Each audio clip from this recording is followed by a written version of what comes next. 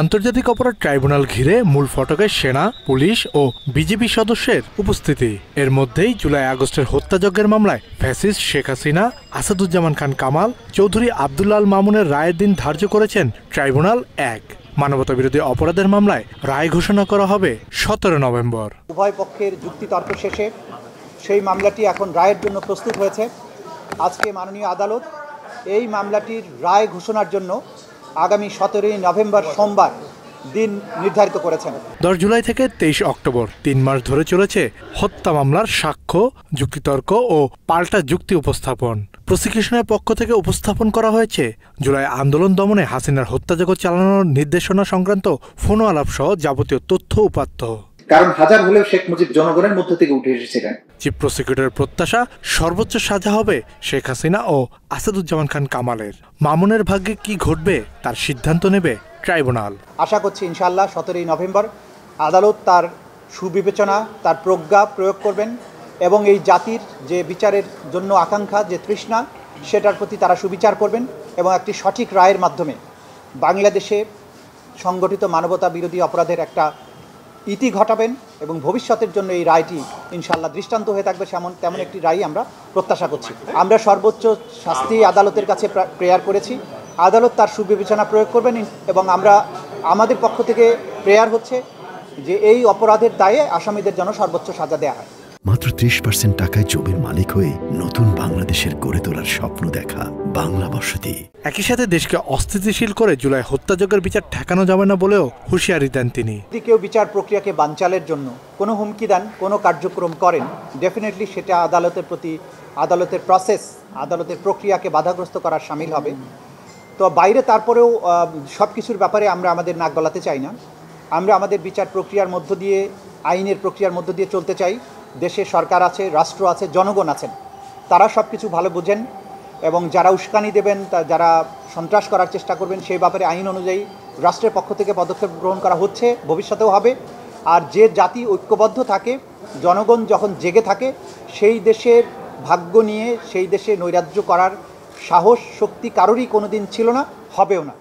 যারা যা খুশি প্রশ্নবিদ্ধ করার চেষ্টা করতে পারেন।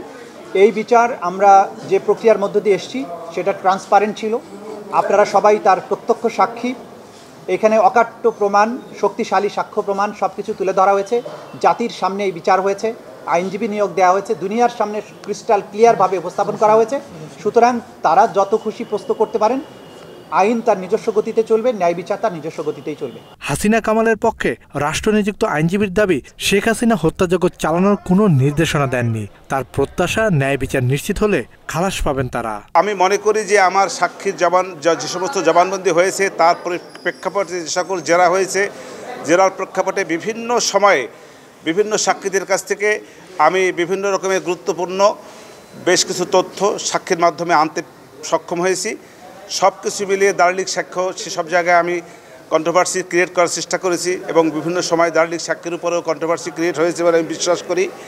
সব কিছু মিলিয়ে আমি বিশ্বাস করি আমার আসামিদ্বয় খালাস পাবে। আমি আমার সীমাবদ্ধতা থেকে আমি চেষ্টা করেছি, যথেষ্ট চেষ্টা করেছি।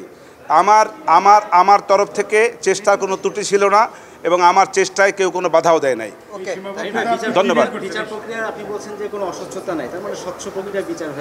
আমি তো দেখি নাই, আমি তো আগেই বলেছি যে আমি আমার দৃষ্টিতে দেখছি না কোনো অস্বচ্ছতা।